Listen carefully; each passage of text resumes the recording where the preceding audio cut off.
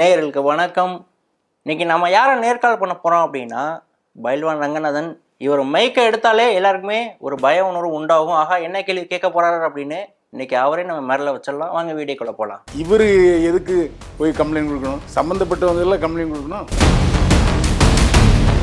சினிமாவில் உள்ள சாக்கடைகளை நான் அப்புறப்படுத்துன்னு நினைக்கிறேன். பைல்வான் ரங்கநாதன் உள்ள என்ட்ரி ஆனாலே எல்லாருக்குமே ஒரு ஃபயர் வந்துடும். போலீஸ்காரனை பார்த்தா திருடன் முள்ள மாதிரி பயப்படத்தான் செய்வான். சிவாஜி கணேசன், கமலஹாசன், கேப்டன் இவங்களை விடையா விஜய் பெரிய ரசிகர் பட்டாளத்தை வச்சுருக்காரு. இன்னைக்கு மைக்கை வச்சு இத்தனை பேரை மிரட்டுற ரங்கநாதன் லத்தியை வச்சு எத்தனை பேரை ஓட ஓட அடித்து துரத்திருக்கலாம். ஏன் சார் கூட்டிங்க? சார் வணக்கம். என்னை வாழ வைத்துக் கொண்டிருக்கும் யூடியூப் சேனல் நேயர்களுக்கு நன்றியும் வணக்கமும். சார் எப்படி இருக்கீங்க? சார், ஒரு சில மாதங்களுக்கு முன்னாடி ஒரு சில அட்வொகேட்லாம் உங்களை கைது பண்ணணும் அப்படின்னு தீவிரமாக போராட்டம் நடத்தினாங்க. கைது செய்கிற அளவுக்கு நீங்கள் என்ன தப்பு பண்ணீங்க? கேள்வியே முதல்ல தவறு. அட்வொகேட்டுகள் போராட்டம் நடத்தலை. ஒரே ஒரு அட்வொகேட் தான் நின்று போராட்டம் நடத்திக்கிட்டு இருந்தார். அந்த போராட்ட முடிவில் கமிஷன் ஆஃபீஸுக்கு கொண்டு பெட்டிஷன் கொடுத்தாரு. கோவை கமிஷனர் என்ன சொல்லிட்டாருன்னா, அந்த பெட்டிஷனை தள்ளுபடி பண்ணிட்டார். ஏன்னா இதில் நீங்கள் எந்த விதத்தில் பாதிக்கப்பட்டீங்க, சம்மந்தப்பட்டவங்களாம் கம்ப்ளைண்ட் கொடுக்கணும், அப்படி வேணா உங்களுக்கு நீங்கள் போய் கோர்ட்டில் போய் கேஸ் போடுங்க அப்படின்னு சொல்லிட்டாரு. ஸோ அதனால் எனக்கு எந்த வித தகவலும் இல்லை. அது ஒரு பப்ளிசிட்டியாக அவர் நடத்தின ஸ்டண்ட். இல்லை சார், சம்மந்தப்பட்ட நபர்கள்லாம் யாரை முன்னு வச்சு உங்களை கைது அவர் என்ன சொன்னார்? இந்த மாதிரி ஆபாச நடிகளை நீங்கள் தவறாக சித்தரித்து பேசுகிறீங்க, இல்லாத விஷயத்த எடுத்து பேசுகிறீங்க, ஒரு விஷயம் நீங்கள் பேசுகிறீங்கன்னா அதுக்கு ஆதாரமே இல்லை அப்படின்னு அவங்க முன் வச்சாங்க. நான் எல்லா செய்திகளுக்கும் ஆதாரம் வச்சு தான் பேசுகிறேன். ஆதாரம் இல்லாமல் நான் பேசுவதே இல்லை. அப்படிப்பட்ட சூழ்நிலை யாருக்கோ இவர் எதுக்கு போய் கம்ப்ளைண்ட் கொடுக்கணும்? சம்மந்தப்பட்டவங்க எல்லாம் கம்ப்ளைண்ட் கொடுக்கணும். அப்படி இவர் அந்த நடிகைகளுக்காக வாதாடுறா இருந்தால் நடிகைகள் சார்பில் கோர்ட்டில் போய் இப்போ கேஸ் போட வேண்டியதானே. அதை செய்யாமல் இப்படி பப்ளிசிட்டி ஸ்டண்ட் பண்ணிட்டு இருந்தாருன்னா, அப்போ இந்த நிகழ்வு அப்படிங்கிறது உங்களுக்கு எதிரானது இல்லை, அவங்களுக்கு ஒரு பப்ளிசிட்டிக்காக தான் இந்த போராட்டம் நடத்தினாங்க. அதானே முன் வைக்கிறீங்க? ஆமாம் சார். அதே மாதிரி தொடர்ந்து இன்னொரு நபர்களும் என்ன பண்ணாங்க, உங்கள் மேலே ஒரு அவதூறாக முன் வச்சாங்க. தொடர்ந்து நடிகர் சங்க உறுப்பினர்களை நீங்கள் அவதூறாக பேசுகிறீங்க, ஒருமையில் பேசுகிறீங்க அப்படின்னு குறிப்பிட்டு நம்ம அந்த மாதிரி பேசுறதுக்கு என்ன சார் காரணம்? நடிகர் சங்க உறுப்பினர்கள் என்ன தவறு செஞ்சுட்டாங்க? எங்கள் சினிமாவில் உள்ள சாக்கடைகளை நான் அப்புறப்படுத்துன்னு நினைக்கிறேன். சினிமாவில் பல தப்புகள் தவறுகள் நடக்குது. அதை நான் சுட்டி காட்டுறேன். ஒரு செய்தியாளனுடைய கடமையை தான் நான் செஞ்சுக்கிட்டு இருக்கேன். எந்த வித சூழ்நிலையும் நான் தப்பை பண்ணலை. என் மேலே சென்னையிலேயே கேஸு போட்டாங்க. என்ன வழக்கு சார்? ஒரு ஆபாசமாக அவர் பேசுகிறாரு, என்னைய ஆபாசமாக சொன்னாருன்னு சொல்லி ஒரு பியூட்டி பார்லர் அழகி என் மேலே கேஸ். இல்லை சார், அது மாற்று கருத்து இல்லையே. நீங்கள் அந்த மாதிரி வார்த்தைகள் முன் வைக்கிறனால தான் அவங்க உங்கள் மேலே ஒரு குற்றச்சாட்டு தொடர்ந்து சொல்லிக்கிட்டே இருந்தாங்க. ஏங்க, நீங்கள் இவ்வளோ தூரம் பேசுகிறீங்களே, உங்கள் டிவியில் நான் பேசுகிறேன், அப்படிப்பட்ட என்னைய அப்படி பேச வைப்பாங்களா? ஆனால் அவதூறு முன் வச்சுக்கிட்டே இருக்காங்க.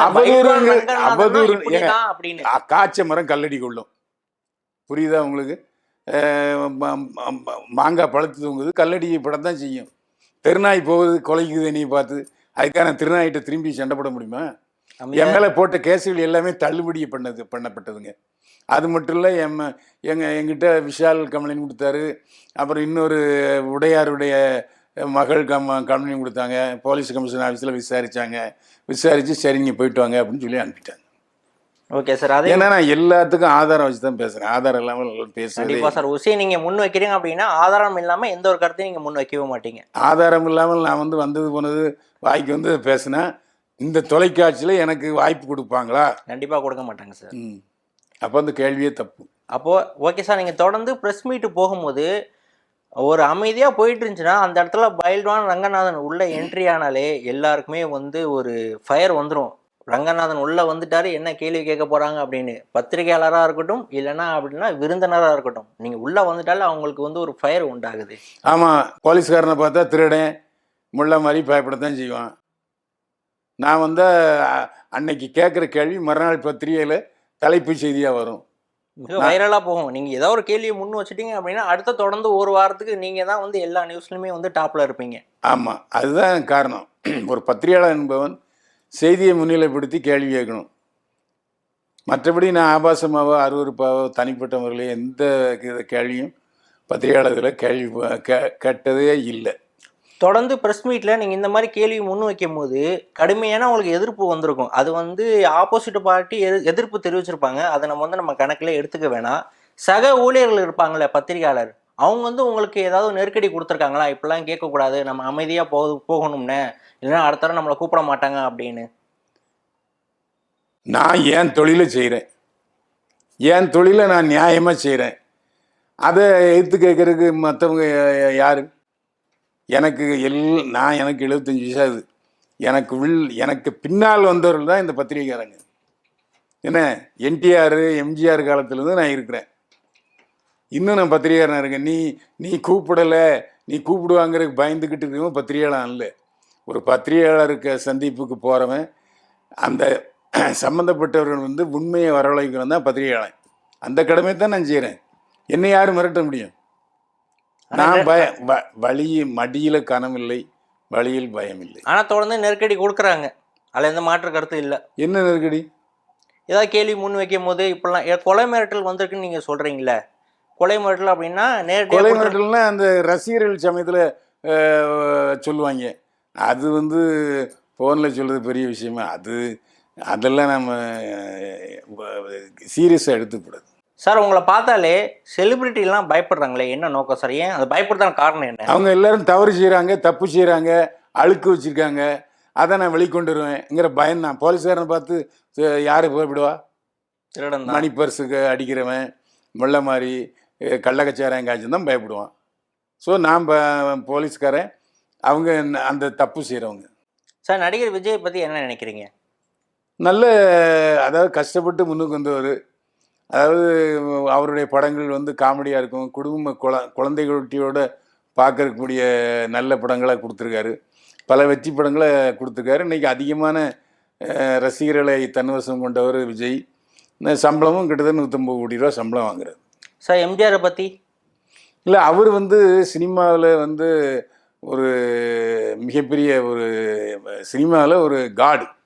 இன்றைக்கி அவருடைய ரசிகர்கள் எல்லாருமே அவருடைய வந்து பக்தர்களாக தான் இருப்பாங்க, இன்க்ளூடிங் மீ. சார், அப்போ மக்கள் எல்லாமே எம்ஜிஆருக்கு இணையாக நடிகர் விஜய் வந்து இப்போ ஒப்பிட்டு பார்க்க ஆரம்பிச்சிட்டாங்க. இந்த வியூகம் எப்படி இருக்குது? எம்ஜிஆருக்கு இணையாக சரியான ஆளா விஜய்? இல்லை, இல்லவே இல்லை. எம்ஜிஆர் வேற, எம்ஜிஆர் காலம் வேற, விஜய் வேற, விஜய் காலம் வேற. எம்ஜிஆருக்கு வந்து எல்லா எடிட்டிங் சூப்பராக அவர் எடிட் பண்ணுவார்.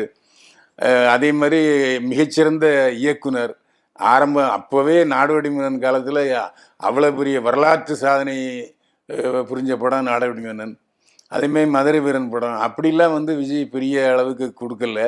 ரெண்டாவது, எம்ஜிஆருடைய படங்கள் எல்லாமே வந்து ஒரு பாடமாக தான் இருக்கும். அவருடைய பாடல்கள் எல்லாம் எடுத்துக்கிட்டிங்கன்னா பகவத்கீதை, பைபிள், குரானில் வராத விஷயங்களெல்லாம் சொல்லுவார். அது மக்கள் மனதில் ஈஸியாக சென்றடைஞ்சது. விஜய் வேறு, விஜய் காலகட்டம் வேறு. ஏன்னா விஜய் காலகட்டத்தில் செல்ஃபோன்லாம் வந்துருச்சு. விஜய் அங்கேருந்து வீட்டிலேருந்து ஆஃபீஸுக்கு வந்தாலே விஜய் புறப்பட்டார் காரில் வர்ற அளவுக்கு வந்துருச்சு. அப்போ எம்ஜிஆர் காலத்தில் அவ்வளவு தகவல் தொடர்பு சாதனம் கிடையாது, பத்திரிகை மட்டும்தான். டிவி கூட ரொம்ப நாள் கழித்து தான். அவர் வந்து முதலமைச்சர் ஆன பிறகு தான் டிவிலே படங்கள் போட ஆரம்பித்தாங்க. அப்போ விஜயோட வந்து அரசியல் வருகை வந்து எப்படி இருக்குது தமிழ்நாட்டில்? ஒரு மாற்றம் உண்டாயிடுச்சா? இந்த ரெண்டு கட்சிக்கு மாற்றான ஒரு கட்சி அப்படின்னா தமிழக வெற்றி கழகம் தான் அப்படின்னு மக்கள் வந்து ஏற்றுக்கிறாங்களா? மாற்று இல்லை, மூன்றாவது கட்சி, அவ்வளோதான். அண்ணா திமுக, திமுக, அதுக்கடுத்தது விஜய் கட்சி அப்படின்னு வேணால் நீங்கள் சொல்லிக்கலாம் உங்கள் ஆசைக்கு. ஒரு மாற்றம் வருமா சார் இதனால? தமிழக வெற்றி கழகம் மூலமாக தமிழ்நாட்டில் ஒரு மாற்றம் வந்துருமா? வரவே வராது, அதில் எந்த சந்தேகம் இல்லை. நிச்சயமாக வந்து விஜய் முதலமைச்சராகிறதுக்கான வாய்ப்பும் கிடையாது. ஏன்னா அவர் நிற்கிற தொகுதியில் ஒரு தொகுதியில் அவர் ஜெயிக்கலாம். ஆனானப்பட்ட கேப்டன் விஜயகாந்தே நிறைய தொகுதியில் நின்னார், ஒரு தொகுதியிலையும் ஜெயிச்சார். அதுக்கப்புறம் வைகோ, திருமாவளவன், கம்யூனிஸ்டுகள்லாம் சேர்ந்து கேப்டனை முதலமைச்சர்னு சொல்லி அறிவித்தாங்க. ஒரு இடத்துலையே ஜெயிக்க முடியல. இந்த இடம் கேப்டனுக்கே அந்த நிலைமை. சிவாஜி கணேசன் ஒரு இடத்துல ஜெயிக்க முடியல, கமலஹாசன் ஒரு இடத்துல ஜெயிக்க முடியல. இப்போ திமுகவில் அடகு வச்சுட்டு ஒரு எம்பி பதவி வாங்கிட்டு போயிட்டார் கமலஹாசன். சிவாஜி கணேசன், கமலஹாசன், கேப்டன் இவங்களை விடையா விஜய் பெரிய ரசிகர் பட்டாளத்தை வச்சிருக்காரு? இல்லவே இல்லை. இவங்க ரெண்டாவது அவர் கூட்டணி அமைச்சால்தான் அவருக்கு வாய்ப்பு. ஆனா கூட்டணி தான் அந்த சாத்தியக்கூறே இல்லாம விஜய் அப்போ பண்ணிட்டாரு. அதனாலதான் சொல்றேன் அவர் வர்றதுக்கு வாய்ப்பே இல்லைன்னு. அப்போ எனக்கு நேர் எதிரி நான் தான், திமுகவுக்கு நேரான ஒரு பர்சன் நான் தான் இருக்கேன் அப்படின்னு தொடர்ந்து நீ எல்லா சொல்ற, மீட்டிங்லயும் பேசுறாரு. மக்கள் சொல்லணும்ல, நீ சொல்லிட்டேன்னு அர்த்தம். அதாவது நீயே அதாவது ஆளுங்கட்சிக்கு எல்லாமே புதுசா கட்சி தொடங்கின எல்லாருமே ஆளுங்கட்சிக்கு எதிராக நான் இருக்கேன் அப்படின்னு தான் சொல்லுவாங்க. 4 செவத்துக்கு வெளியில நான் வந்து உனக்கு மாற்று நான் தான், உனக்கு எதிரி நான் தான் சொல்லக்கூடிய விஜய் இப்போ ரீசெண்டாக ஒரு படம் ரிலீஸ் ஆக போகுதுல, அந்த ப்ரொடக்ஷன் அது வந்து யார் டேக் ஓவர் பண்ணியிருக்கா? சன் தொலைக்காட்சி அவங்க கிட்ட தான் நான் இல்லை, போய் இன்னும் உறுதியாகலை. அது நான் ஏற்கனவே பேசிட்டேன். ராகுல்ங்கிறவர் டிஸ்ட்ரிபியூஷன், தமிழ்நாடு டிஸ்ட்ரிபியூஷன் வாங்கியிருந்தார். அவர் பேமெண்ட் கொடுக்கலங்கிறதுக்காக இப்போ மாற்றி ஏற்பாடு நடந்துக்கிட்டு இருக்கு. இன்னும் உறுதியாகலை. சன் பிக்சர்ஸ் வாங்குறது இன்னும் உறுதியாகலை. அப்போ 2026 சட்டமன்ற தேர்தலில் விஜய் கட்சியும் ஏடிஎம்கேவும் ஒன்றா சேர்ந்தா மிகப்பெரிய மாற்றம் உண்டாகிடுமா? இல்லை, அது ஏடிஎம்கேவோட சேர்ந்தாலும் விஜய்க்கு நிறைய சீட்டு கிடைக்கும். காங்கிரஸோட சேர்ந்தாலும் நிறைய சீட்டு கிடைக்கும். எய்தர் அண்ணாடிஎம்கே ஆர் காங்கிரஸ், இந்த 2 கட்சியில் ஏதோ ஒரு கட்சியோட கூட்டு சேர்ந்தா தான் விஜய்க்கு எதிர்காலம். இல்லைன்னா இல்லை, மீண்டும் அவர் நடிக்க வருவார். நான் ஆரம்பத்திலேயே சொல்லிட்டு இருக்கேன், ஜனநாயகன் அவருடைய கடைசி படம் அல்ல. பிப்ரவரி மாதம் எழுதி வச்சுக்கோங்க, தேர்தல் முடிந்தவுடன் அவர் அடுத்த படம் பூஜை போட்டு கடகடன்னு நடிக்க போயிடுவார். சார், நக்கீரன் கோபாலை பற்றி என்ன நினைக்கிறீங்க? அவர் ஒரு சரியான ஆளா? அவர் கணிக்கக்கூடிய விஷயம் வந்து கரெக்டாக தான் இருக்குமா அப்படின்னு? அவர் என்ன அரசியல் ஜோசியரா? ஆனால் எல்லாருமே, ஆனால் பத்திரிக்கையாளர் எல்லாருமே முன்னோடியாக பார்க்கக்கூடிய நபர் அப்படின்னா நக்கீரன் முன்னோடிலாம் ஏங்க, முன்னோடிலாம் யாரும் சொல்லாதீங்க. எனக்கு பின்னால் வந்து ஒரு பத்திரிக்கையாளர், நான் வேலை செஞ்ச பத்திரிகையில் டிசைன் ஆர்டிஸ்ட்டு, அப்புறம் எனக்கு அவர் முன்னோடி ஆகிடுவாரா? ஒரு முறை அவர் பேசும்போதே, அண்ணே நீங்கள் போட்ட பாதையில் நாங்கள் பயணிச்சுக்கிட்டு இருக்கோன்னு சொன்னார் நக்கீரன் கோபால். அவருக்கு நான் முன்னோடியா? எனக்கு அவருக்கு நான் முன்னோடியா? அப்போ நான் சொன்ன கருத்து பொய்யாயிடுச்சு. அப்போ அவருக்கு முன்னோடி நீங்கள் தான். ஆமாம் ஆமாம், அதில் அவரே சொன்னார். பிரசாத் லேபு தியேட்டரில் என்னை பார்த்து, அண்ணே வணக்கண்ணே, எல்லாம் நீங்கள் போட்ட பாதையில் தான் நாங்கள் பயணிச்சுக்கிட்டு இருக்கோம் அப்படின்னு சொன்னார். சார், இன்றைக்கி உங்களோட நான் பர்சனல் விஷயத்த ஒன்று முன் வைக்கிறேன். நான் கேள்விப்பட்ட விஷயம் வந்து பைல்வான் ரங்கநாதன் வந்து போலீஸாக ஆக வேண்டியது எம்ஜிஆர் மூலமாக வந்த ஒரு ஃபோன் கால் மூலமாக தான் இன்றைக்கி நடிகராக வந்தார் அப்படின்னு. இது உண்மையா? இல்லை, நான் வேலையே பார்த்தேன். 7 வருஷம் சப் இன்ஸ்பெக்டராக இருந்தவன் தான். ஏன் சார் தூக்கி போட்டீங்க? எனக்கு எம்ஜிஆருக்காக தூக்கி போட்டேன். அப்போ உங்கள் எம்ஜிஆர் உங்களுக்கு அழைப்பு கொடுத்தாரா? எதுக்கு அழைப்பு கொடுத்தாரு? நீ வந்து சினிமாவுக்கு வாங்க அப்படின்னு. அவர் கொடுக்கல, நானாக தான் அவரை திட்டார். ஏன் வேலையை விட்டுட்டு வந்த அப்படின்லாம் என்ன சொன்னார். ஆனால் நான் என்னுடன் பணியாற்றிய எல்லோரும் ஐஜிக்களா, டிஐஜிக்களா, எஸ்பிக்களா ரிட்டையர் ஆகிட்டாங்க. யாரும் சந்தோஷமாக இல்லை. நான் சந்தோஷமாக இருக்கேன்.